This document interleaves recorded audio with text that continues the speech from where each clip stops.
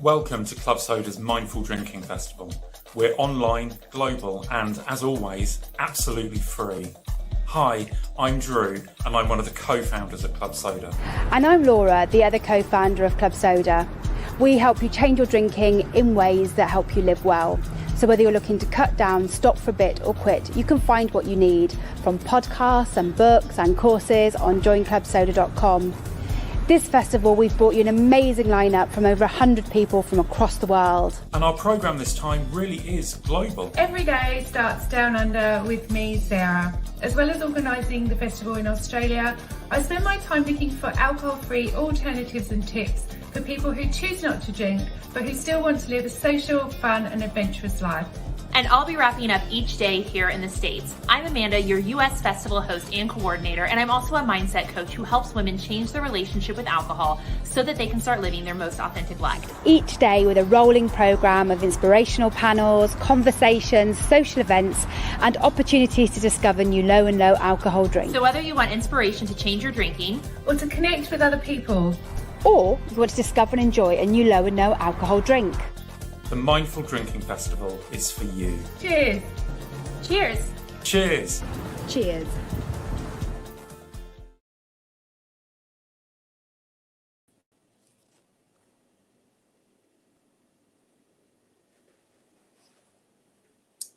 Hello, everyone.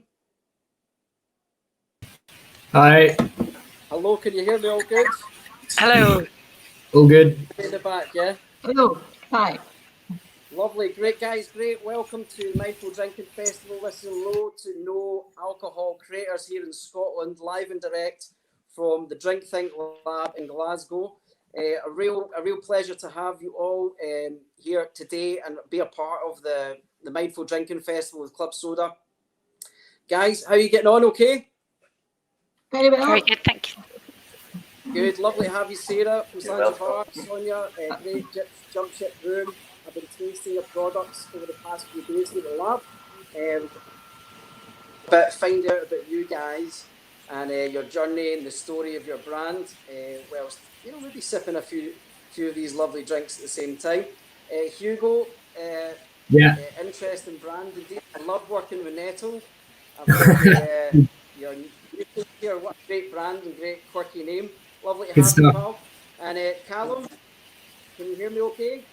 Callum? Oh, you got your mic off, Callum? Yes, I'm all good, sir. How are we?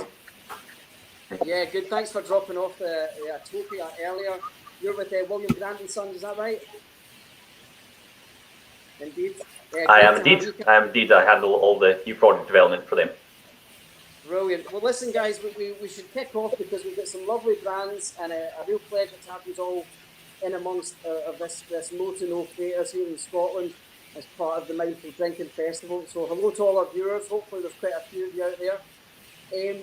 Right, so I'm just going to take a little bit of a lead here on and try to get to know you guys. The Mindful Drinking movement, in a sense, it's been quite an interesting journey. We helped support the Mindful Drinking Festival here in Glasgow a few years back, and that was quite interesting. Is getting the Glaswegian along to a no alcohol event for some good fun. But it seemed like quite a bold move back then. Like who's going to come along to it? But it was, and in a sense, by having a little bit of courage and bravery. Almost that time was just starting to garner a bit of momentum and weight.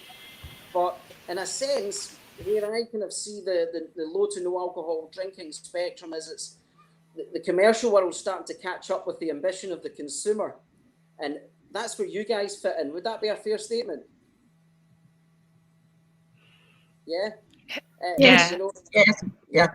I mean, we've seen that the development of that sort of non-alcoholic aspect, having the same respect that we often do with food and the alcoholic side of drinks, but fostering and bridging that into a world where people can enjoy experiential drinks like the ones that very much like the ones that you create without the need for or over volume or premiumization of alcohol and its inclusion. So, it's really good to have you guys here. Are there any notable points in terms of, your journey, or how you guys see the sort of evolution of the soft drink and this new movement of more sort of concerted, mindful drinking going forward. Callum, what are your thoughts on it? Callum? So my background, bars and restaurants, before I came to William Grant & Sons, and see where we've come from in terms of the no low offerings to where we are now, and to see that continue to grow sort of exponentially is just really, really exciting. There's always been a demand for it. And I think it's something that's sort of severely gone under the radar almost. There's been a disconnect from the brand or the creation side to the bar side in terms of the offering. It's very much been seen as, it's non-alcoholic, it's not something we can assist with. There are, so your fruit juices, your soft drinks and such. Whereas now it's being much more seen as an opportunity. So that sort of market's it's just growing massively, which is great because the demand is there. The demand has been there. It's now just being serviced. Yeah, I think like probably a lot of other producers, I started this because of my own frustration of not finding the beer that I wanted to drink. I really love beer, have always loved beer, but just alcohol wasn't really working for me anymore. Started trying different alcohol-free beers. This was a couple of years back. And, finding myself drinking a European lager when my fridge is full of Scottish craft beers. And I'm like, why am I being forced to drink something just because I don't want the alcohol? And that for me was the start of my own journey of discovery into the world of alcohol-free beer. And I basically made the beer that I wanted to drink, and turns out other people like to drink it too. It's an interesting story, the beer aspect, Sonia, because for me, the premiumization of beer, the ABV, was getting pushed up for price, and lager was almost like I think an ancient lemonade, like it was a safe thing to drink, and in a way, I think the lower we push towards low ABV and 0.5 and 1, 2, even 2% is actually returning beer to its origin in a weird way, and I think that's quite interesting. Because on a Tuesday night, if you can go and enjoy, in a sense, get socially drunk on a beer, but have sex, and walk home, and I think that's a nice thing, because socially you do get drunk, and that was one of the questions, little wild cards I wanted to throw in, but we'll talk about that later after the tasting. But no, great to have you, Sonia, and and great to see the purpose, achieve ambition, if you will, with the brand, which is great. Look forward to tasting it throughout. Hugo, yourself? Yeah, I mean, my background wasn't in drinks at all, and I've just decided to set up Nuisance earlier this year. But I think just from sort of a consumer point of view, I think even 5 years ago, there just weren't anywhere near as many sort of soft drink or non-alcoholic options out there as there are now. And it's become sort of, suddenly there's just become a lot more demand for it, I think. And there are fewer people, or young people anyway, drinking as much as maybe they were 10, 15 years ago. And it's quite nice to see that a lot of people are happy to go down that route. I mean, I've been drinking a lot of alcohol-free beers as well recently. And so it's something that, like, weirdly, you don't, in a way, you sort of forget that they're non-alcoholic, and you just drink, and a few hours gone and you've actually, you sort of completely forget they're alcohol-free. So it's nice to have those kind of options, because I love drinking beer, but as you were saying, having 6 beers, you're not feeling too great the next day. Whereas if you can have 6 of the alcohol-free, it's happy days. Exactly. No, what I picked up on with your chat there, Hugo, was you're right. A few years ago, it was kind of trying to find its feet, and there was a few brave souls out there punching and shouting loud and going, we're here. And what's been great about Club Soda and the mindful movement is it's brought a little collective together, and as a family of brands, it's managed to create a genre. And that, in a sense, meant that, through collective security, this new aspect of this new movement or this new drinking culture could shine. So, I think we're going to take our hats off to the guys at Club Soda, for seeing that vision, bringing it together online, and bringing brands together to support one another's, equal demographic, if you will. because there wasn't many people at the start, but collectively we can, there's a bit of an opportunity, isn't it? Yeah, for sure. And even in the soda kind of world, I guess that's sort of what Nuisance probably goes into. 10 years ago or something, you would just think of the big, your Cokes and your Fantas and your Sprites or whatever. But I feel like there's so many more now sort of creeping in there, and a lot of these low sugar ones, and it's exciting. There's a lot coming out. Yeah, I love working with metal. It's great, it's abundant. You get it everywhere, and it's so nutritious. Sarah, lovely. We've known each other for a good few years now, and your brand endeavour has been a great one. We've seen the evolution of your bottle, your brand, your ingredients. Can you, how do you see the movement, and what got you on board with the entirety of this adventure that you've been on, Sarah? Well, I started in a bid to combat wine o'clock. I was getting into the habit of 6 o'clock. It's time to open up the bottle. When the calories started to pile up, I thought we need something that's just as tasty, just as luxurious. But I was disappointed by the lack of choice. So I invented the recipe myself. And when I tried to get bars and hotels to stock it, it wouldn't listen. So my journey was all about going to trade shows, going up and down high streets with samples of Slange Var in a plastic bottle that actually turned out to be a shampoo bottle, and trying to convince people to try my drink. And Club Soda has been really instrumental. They've been a huge help in getting the message out there. So as you say, since then we've rebranded. I think it looks more like a luxury product now. Oh, it does indeed, yeah. Looks very good, very descriptive at the back as well. Nice, great journey, and cheers to your health at the back there. I thought that was a lovely statement as well. But health's becoming a more of a quite hot topic today, with all these crazy viruses kicking about. Like people are being a bit more mindful, healthy, thinking about what they drink, being a bit more moderate. And I think that's a positive mindset. I think we can all agree that maybe 20, 30 years ago, it very much wasn't that way, or even our fathers and mothers' generation. There has been an evolution, maybe from a wartime mindset of drinking to something less crazy than it is today. But I think there's a lot of reasons for that. I think the entertainment sphere has changed massively. People can entertain themselves in a variety of different ways now online, and whereas historically we didn't have these vices all around us. So I think culture is changing for a lot of reasons. I think people are not drinking as much for a lot of reasons. Would you agree with that, panel? Yeah? Would you agree? Is that a thumbs up from everyone? Yes. Yeah. For a response there. Right, now I think we should do a little round on the brands, because we know why we've turned up, and let's do a little round robin and get to know the brands, so that our guests can too. It'd be nice to start with Atopia, the bottle that you dropped off earlier, Callum. Can you give me a little bit of an insight to your journey, how you got here today, and what brought Atopia to the framework of a huge company like William Grant, because if people of that mindset, which we can, I think, all arguably agree is very intelligent and has a lot of foresight. What's brought Atopia to the portfolio of William Grant, and more importantly, how does Atopia express itself in a drink or neat? How does it all work? Can you tell us? So myself, I started with William Grant and Sons a couple of years ago. As I said, I worked in bars and restaurants for 10 years before that. And I've worked in a few different projects, so now I work on all the new product development, which is lovely.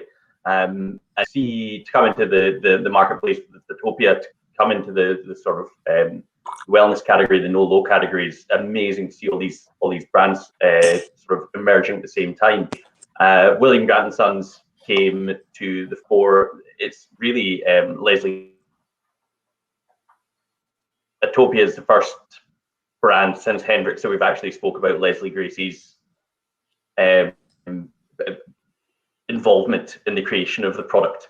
Obviously, she created Hendrick's back in the year 2000. She's still a very big part of William Grant and Sons team, but predominantly just deals with Hendrick's these days. but she's got notepads full of sort of amazing different concoctions and different ideas for spirits. And you know, so we're constantly going to her for inspiration. And this is something that she's had sitting for a number of years. So this is absolutely her little sort of second baby after Hendrick's. And you can really see that influence in it. We don't call it a non-alcoholic gin, but it is the easiest way to describe it. Yeah, I agree with that. I kind of compare it to making bread or pancakes or other things. You know, it's like they've all got the same ingredients, but they're in different proportions, so they're not all the same. So if you read the back of a bottle, you'll see juniper, you'll see coriander, you'll see sort of cassia in one of the variations and stuff like that. So they're all ingredients that you'd associate with gin, but it's not necessarily juniper led. So it's really multifunctional, which I think is important, specifically for bars for non-alcoholic spirits to have various things with, rather than it being really, really juniper heavy, and you've got to sort of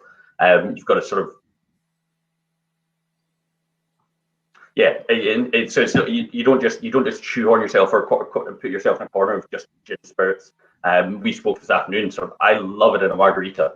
But drinking it neat, you will notice sort of those sort of spirituous elements that you would get in like a gin.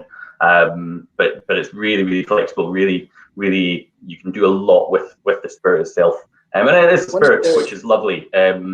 We are a distillers, so this is based on a distillate. We just start with no alcohol instead of starting with a wash or a beer or wort or whatever it would be. So instead of starting with something of 14% ABV, we start with something with 0% ABV, and then distill it much as we would in the same way as a gin. It's just the end product comes out to 0%, and then we add spirituous elements into it. Essentially, we add individual distillates which are high in ABV and high in flavour, but we add them in very small amounts, and that allows us to have a lot more play in the range of flavours that we get. So it comes out at 0.5% ABV, which is essentially it's regarded 0.5 as a bit of an in-betweeny. It's not quite regarded as non-alcoholic, but it's not quite regarded 0.5 sort of the limit. If you look at someone like Brewdog, they're alcohol free, it comes in at 5% ABV, and it classes itself as alcohol free. We class ourselves as ultra low alcohol. So the same ABV as a banana or something along those lines. Yeah, that's a good way of putting it in context, isn't it? When with micro quantities, is like you generate more in your stomach from eating a banana. So I think there's the low ABV thing is at a threshold where it is almost complementary to your digestive system, and I think in micro quantities, this is where the low ABV realm comes into its really its own. It doesn't go into an aspect of trying to achieve or reach a destination. Alcohol can be very good for your metabolism. And great for the digestive system in and around in between foods, So I think it's great. There's 0.5 in there. It's quite a bold thing to do. Alcohol is also a phenomenal carrier of flavour, which sometimes even in a micro quantity, I think can really let this shine. And a lot of distillates that are non-alcoholic do sometimes struggle and look to bring in bold spices and flavours to try and recreate the pepperiness or the burn that we get from alcohol. But I think what you've done here is very nice and well balanced. You've used some keywords, versatile. There's so many sour drinks out there, Callum, and gin, even a gin sour is phenomenal. But I think where you've sat this is if you've put it in a place where you're not pigeonholed in one particular arena, it's very versatile. I get a lot of top sherbet notes, almost like a yuzu fruit note to it. With little sort of middle ground, spices and pepper coming through. Not overly so, but I think that's what keeps it nice and versatile. So a really unique spirit. And if we were to serve this on the rocks, a slice of orange, orange blossom's a big note, which I think carries well with the sherbet. Any other serves that you would recommend? If you're drinking it neat or with tonic, orange slice is definitely the way to go. But it's got a lot of citric notes in it, so it plays well. It plays well in your sort of sour cocktails, like you're saying. It's really beautiful. Even with lemonade, the best thing about it is you don't lose it in a drink, which you can do with a lot of 0% ABV spirits. Once you add sort of a mixer to it, it just kind of dissipates, and and you're wondering why you shelled out that money for the spirit in the first place. But Utopia, with 0.5% ABV, with the distillation, it holds its own, and it still sort of maintains through. So yeah, so a really light sort of lemonade or something. It really adds another layer, another dimension to it. Yeah, I agree wholeheartedly with you there, mate. You know, great product, great liquid, and nice to see for sure. It's going to be great on our drink thing back bar here. We're going to have some fun with it over the weekend. So thanks a lot, Callum. That was great input. And you know, you can get this online as well, isn't it? It's probably available everywhere if you're dealing with William Grant's. I know why is it Wise Tender you can possibly get it. Sainsbury's, Waitrose, everyone, Dover, Amazon. Yeah, we're getting places. It's good stuff. So guys, get online and buy some of this phenomenal stuff and stretch your back bar at home. Lovely. Great. Thanks for all your input with Utopia there, Callum. Brilliant. And, you know, later on we'll get more input from you with a bit of an open freestyle chat later. Okay. Thanks again, mate. Cheers. Okay. Should we go in the same order? Or we'll go to Hugo because, you know, let's go on the other side here. Can you hear me all right, Hugo? Yeah, all good. Now, I'm a little bit in the dark with this product. Can you, oh no, sorry. Where are we going? I was going to go with Feragaia, but we'll go with you. We'll go with you, Hugo, because we're here now. With your product, with Nuisance. So, you know, tell us a bit about the story, and you know how you got at the bottle, man. Where did it all start? Yeah, sitting around a dinner table one day, like, you know, what happened?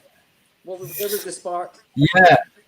Well, until September, October time last year, I was working in asset management in the corporate world. And then I left the firm because I was working in sales for a fund management firm. And I think I just got frustrated selling sort of intangible products, effectively bets in the stock market, and not having any influence on the products that I was selling.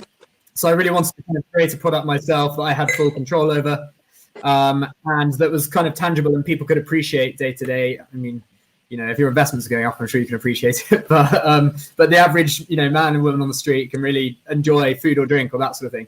So it was really a sort of a recipe of my mum's from sort of 5-6 years ago. She used to make it a bit when I was growing up, and I had a play around with it last year, and then decided I was going to try and launch Nuisance basically and try and embrace nettles, because it just struck me like it was crazy that there are so many nettles in the UK. I mean, it seems like probably one of the most common plants in the country, and yet no one really hear of kind of foragers using it for this or that, or occasionally fancy restaurants buying it in from some foragers, but nothing on a bigger scale or something. So I thought it'd be really interesting to try and make drink using nettles. Also, they're incredibly nutritional, and good for you. There was a little thing, I don't know, it was like this little folklore, like nettle had more nutrition in it than a steak or something, like more vitamin D, or I can't remember. I don't know, but I remember the little folktale. Yeah, I know it's seriously high.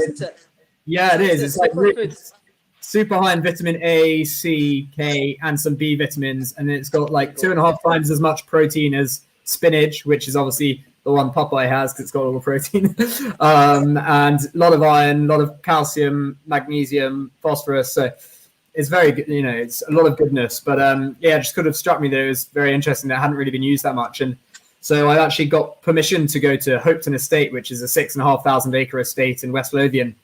And there I forage all the nettles. I'll pick all the nettles myself. So I spent a lot of lockdown and early summer just out in the fields picking nettles, which is quite a nice way to spend it, to be fair. And then sort of making the cordial through that, and then I take it to the factory where I'd get it all bottled up and ready. So I only launched the business really, I mean, I registered it early this year, but only really had the bottles out ready to sell probably at the beginning of this month, end of last. So really is right through the lockdown, mate. Well done. Yeah. So I've managed to get it into about 20 cafes in Edinburgh now, just kind of going in each one and sort of dropping them off. So, but I've been taking it. I had a lot of Kickstarter backing, so I had a lot to send out on that, which took a bit of time. But yeah, it now feels like we're all go, which is good, very exciting. Yeah, it tastes lovely, and you know, nettle for me is great. It has this little light bitterness. It takes the sort of use not the right thing, but the kind of how can I say it? The roundedness, kind of sickly feel you get off sugar. It gets just a wee spear through it, a wee dry, bitter spear through it. So it's great for a lemonade, also giving a little bit of body that would ordinarily be quite a flat dimensional experience in a sweet tart, weak lemonade. Yeah. The nettle, brings a really interesting spear into it, as well as another healthy note. But it's so totally underrated, the nettle. We've got this sort of, it should be like, it should be everywhere. So I think it's great. I think you've picked up something that's very, very poignant right now. And I'm believed to, if you're foraging nettles, you take the virgin ones in case a fox pisses on the bottle. Is that right? Yeah. Be careful out there, folks. So no, that's great. A very nice bottle as well. I love what you've done. I love the name and a bit of quirkiness. Yeah, I think it goes a long way. And the I was quite is pleased. fabulous. I was quite pleased with my content. Is it quite low? Relatively, I'm trying to get it a bit lower, so it's just over 5. It's 5.9 grams per 100 ml. I'm going to try and bring it down to below 5. Very, very, very tasty indeed, mate. And a lot of these craft sodas can replace tonic. We've done some fun with the BBC doing that. There's so many craft sodas out there. I know. Exactly. A whole new world of creativity on a plate. I know it's the Mindful Drinking Festival, but I did spend Saturday evening practicing it out with a few spirits as well, and it was a great alternative to some tonics for sure. Add something a bit different. A nice one with vermouth, which is very low. I think if you had like a 30 ml vermouth and then a glass of that, it would be a very low alcohol rate. So I don't know, 3 or 4% sort of thing. And that's a nice alternative if you don't drink beer or my mum always says, she would go to the pub with my dad and be having 13% glass of wine, and because she doesn't drink beer, and my dad has two pints of beer, and my mum's smashed by the end. And it's a nice. We've all been there. Yeah.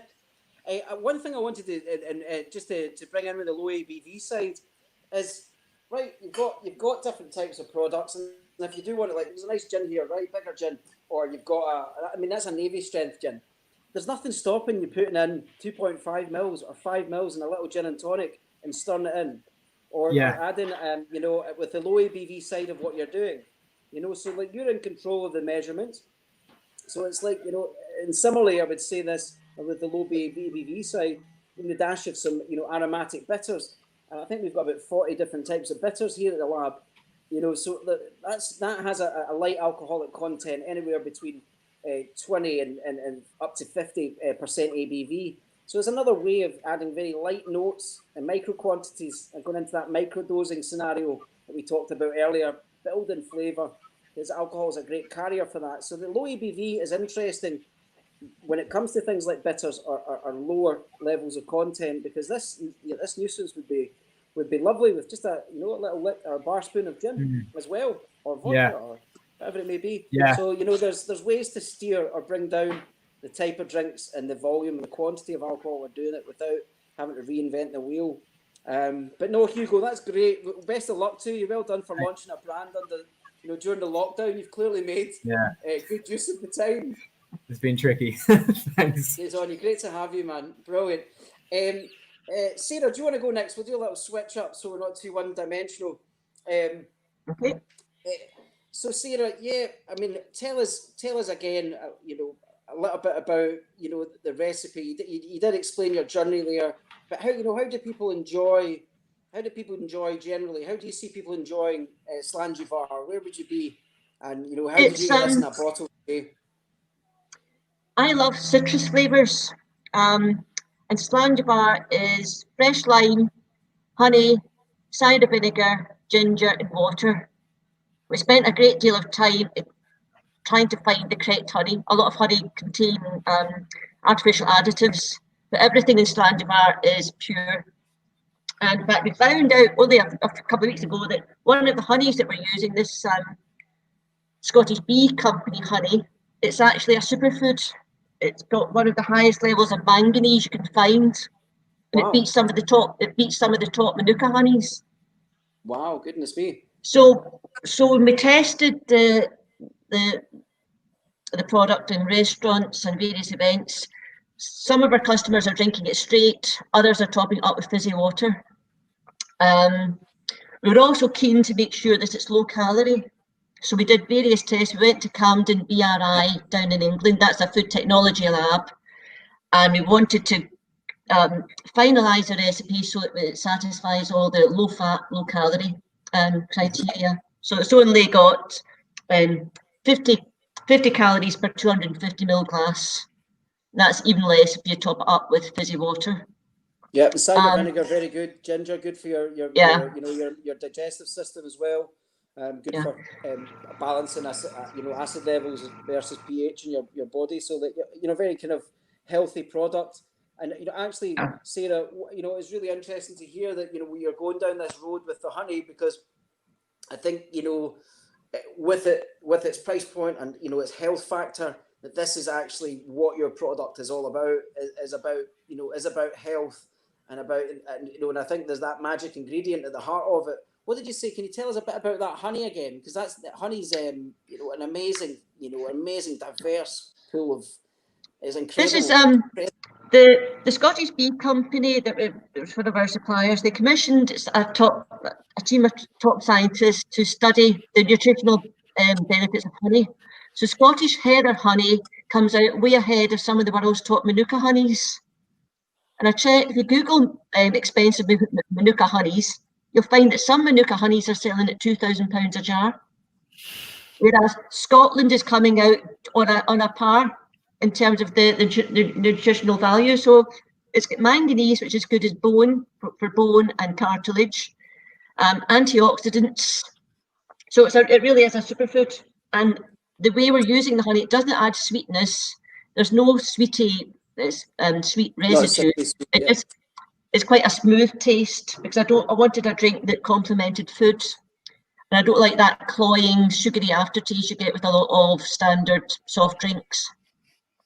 So yes, the honey is there to balance the citrus and the ginger.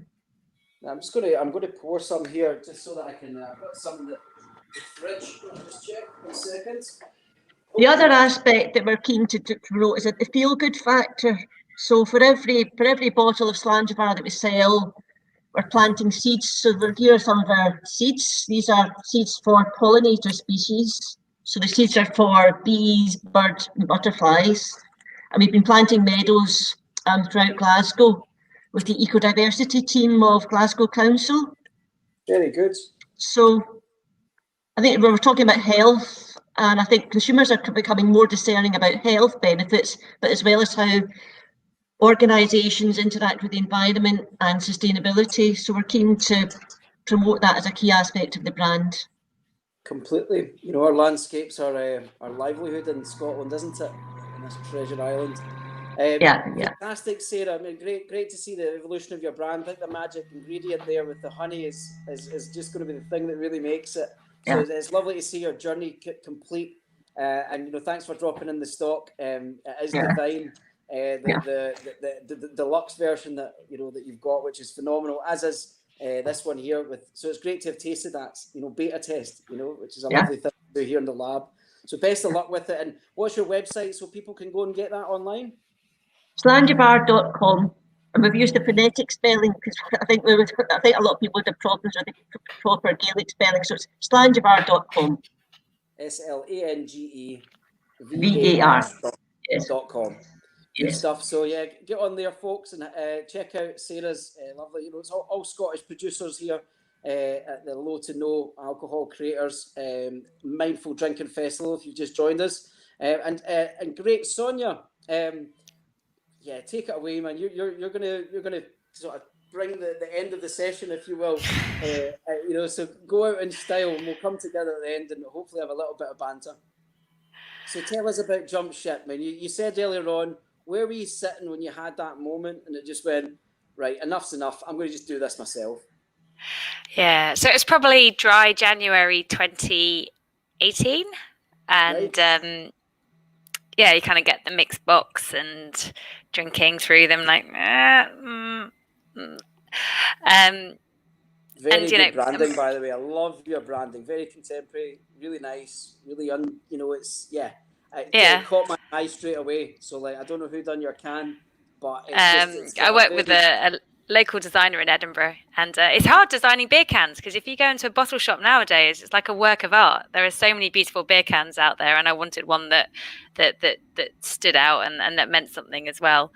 But yeah, it really was just I tried lots of different alcohol-free beers, found one that was okay, and I started drinking quite a lot of it. And it's like I love being able to have a beer without the alcohol, but it wasn't the beer that I really wanted in terms of the beer that I would normally drink. And I spent about 6 months saying, no, I can't do this. I don't know how to make beer. I can't do this. And then I'm like, I just have to do it. So I had to go. And I thought, well, if I can come up with a recipe that tastes good and that other people like, then I'll take it to the next level. So, and that's what I did. So found a good recipe that worked really well at small batch. But the step from then taking that recipe to commercial production was huge. And it's really hard to make a good alcohol-free beer, or with my 0.5% ABV. So that was quite a journey. Oh, thank you. It's lovely. No, it's lovely, and it's great. Sometimes you can get I think these can be overly hopped, and you've actually just got a really nice balance there. As there's and that's important for me because it can become very quite sometimes you're not get you're getting that kind of too much hop. It kind of knots your stomach a wee bit, if you know what I mean. So you've actually managed to get a really nice balance there. Yeah, thank you. Yeah, I mean, it sounds a bit weird to say I wanted to make a sessionable alcohol-free beer, but that's what I was going for because for me, it's about being inclusive. And when you're not drinking, feeling like you can still drink like your friends. And, if you're going out and people are having 6 beers, well, you want to have 6 beers too, and you want to drink them at the same rate and you want your palate to still want more and more of it. So, because I did find that some beers can give you a bit of a coating on the tongue, or they just get a bit kind of, and you can't keep going with it. So I wanted beers that would keep me going all night. Yeah, and it's such a growing sector. I mean, I've had my fair share of pubs, consultancies, designing bars, all that sort of stuff. And I can test the temperature of how brands are reacting in the field, by doing these little shows and things. So so you're kind of on the pulse with kind of trends. And I started to see we were going through a lot of zero. I think it was Heineken we were going through, and I was going, it was getting to a point where we could put it on tap. And I think it become more relevant in Scotland with people not drinking. We've got the strictest driving laws in Europe, I think. So it's even probably a more topical point here in Scotland, than it is potentially. Because people can still. It's just a kind of there is no middle ground now. I think in Scotland. So maybe that, in a sense, that's opened the door and created more of a thirst here in Scotland potentially for this this sector. But I know a lot of friends that that are looking at this and are unimpressed. Very often I often have great fun in bringing the gallus creative nature of creative bartending to the soft drinker. Because they just forget about it. They're just kind of second fiddle to the whole thing.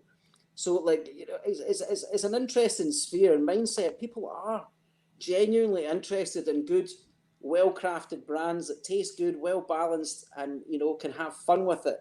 Because they're looking, they want to replace that Friday and Saturday night experience with something that's top shelf, but not actually with alcohol, which is where people like you guys, the producers, the brand owners, are catching up. So that's great, Sonia. And so is it just a single line that you do just now, or are there any others? I've got a ale being canned next week. So so launched with a lager, and I feel lager doesn't get enough love in the craft sector. It's like people's dirty secret. So I wanted to do a lager and do it really well. So I'm hoping to have a pale ale on the market in the next few weeks. Obviously, lockdown slowed everything down, and wasn't able to brew for a few months. So it's really exciting to be back out there, and excited to bring this beer to market because it's good. Love it. No, great, Sonia. Brilliant to have you on. Just a couple of other notable brands that we got through from the guys at Club Soda and the Mindful Drinking Festival. Another local one here. I don't know if you've ever been at West Brewery. My great friend Petra, lovely lady, and you know, she's a lady of leisure, and she's, you know, she works crazy hard as well and makes phenomenal beer. But she's got one here which is a nice pale ale, and again at 0.5%. So I've seen something there. So it'd be nice to maybe taste test that. If I could get a bottle here in the lab at Drink Think, that'd be lovely, Sonia, and we'll do a little comparison with it. Absolutely, and I think that's what's great is the variety on the market, because if you like your beer. Now, Callum, I wanted to bring you back. Yeah, it is. It's there, but you know, I think, you know, that you get, like, you've got your big majors. It's nice to see another sphere of craft. You know, a craft basin of brands and that, you know, that are interesting, intriguing, and maybe a little bit more savvy behind it, a little bit more depth. You know, no disrespect to the big guys, but it's, you know, for me, the small producers are where the glory is. You know, it's nice to employ people next door, isn't it? So great, brilliant. Now I wanted to bring in a couple other brands. We talked about Westbeer. You know, there's, you know, we've got Seedlip and, you know, a lot of these other different types of brands as well. And there's this another one, Feragaia. Has anyone ever tasted this? No, I haven't. I've seen it. It looks great. No. Yeah, I actually did some work for them for a few weeks. Yeah, so like, no, it's a little bit demystifying for some people. They're, you know, they're not in a sense sure, you know, what to do or how to work with many, you know, some of these products. But it's interesting, and contrary to the Utopia one, what I pick up from this, I'll just bring it up to my nose again.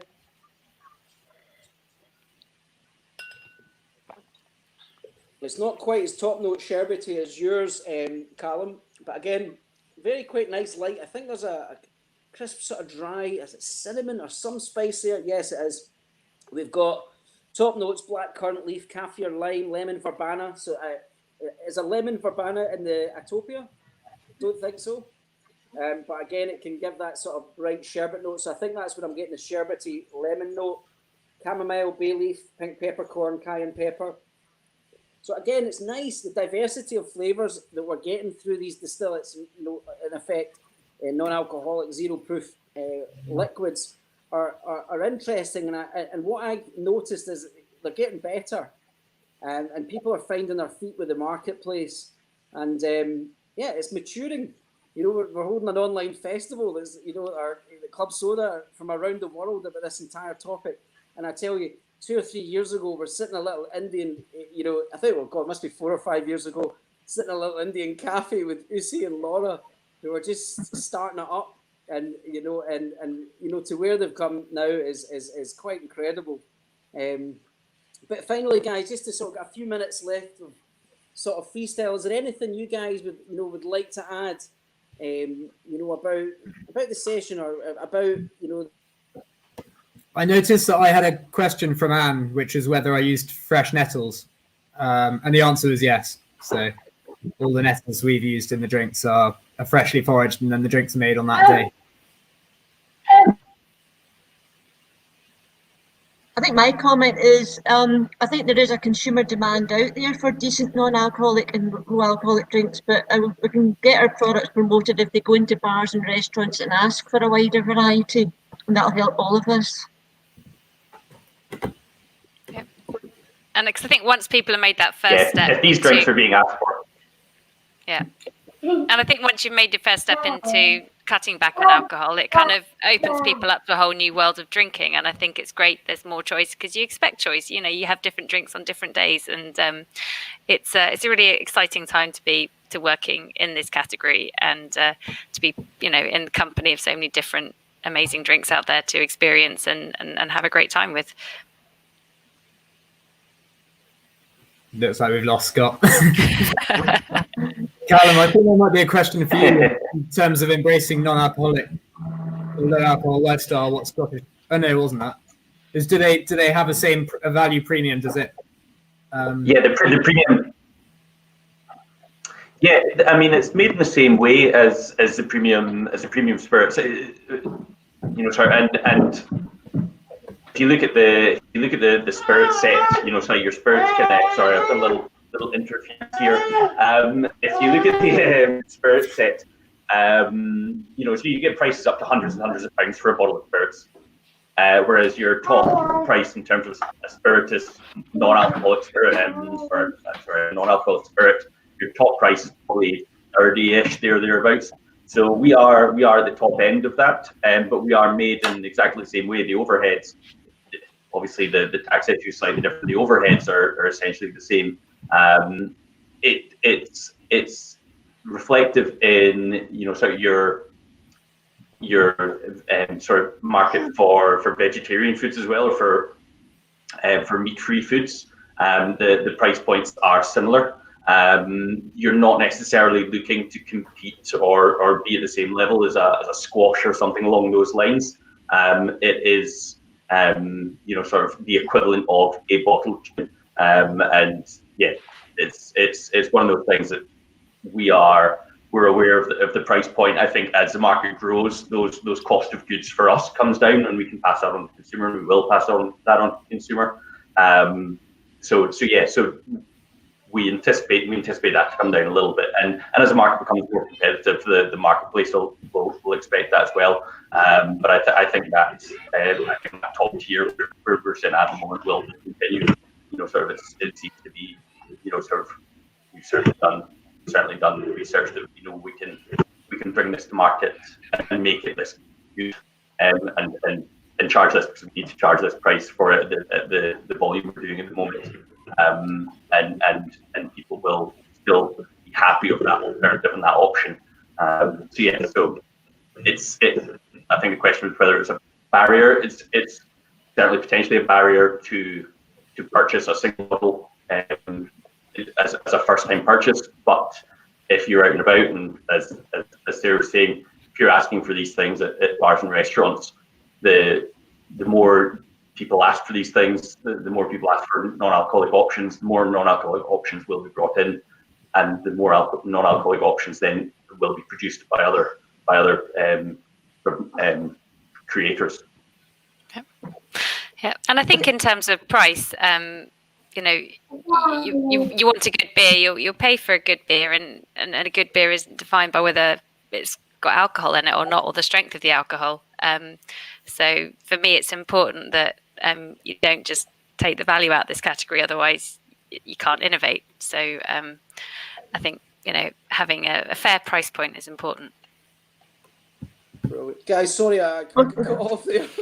I missed the best bit, the banter. I just came to the banter and I missed it all.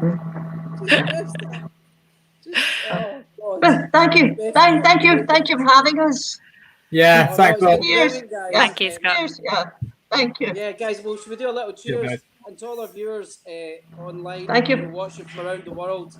Here's to Scotland and the low to no creators. Great to have you all. This has been the Mindful Drinking Festival with Club Soda. And here's to us, was like us, damn few. Yeah. Cheers. Thanks. Take care, Slange guys. All the best. Thanks. Bye.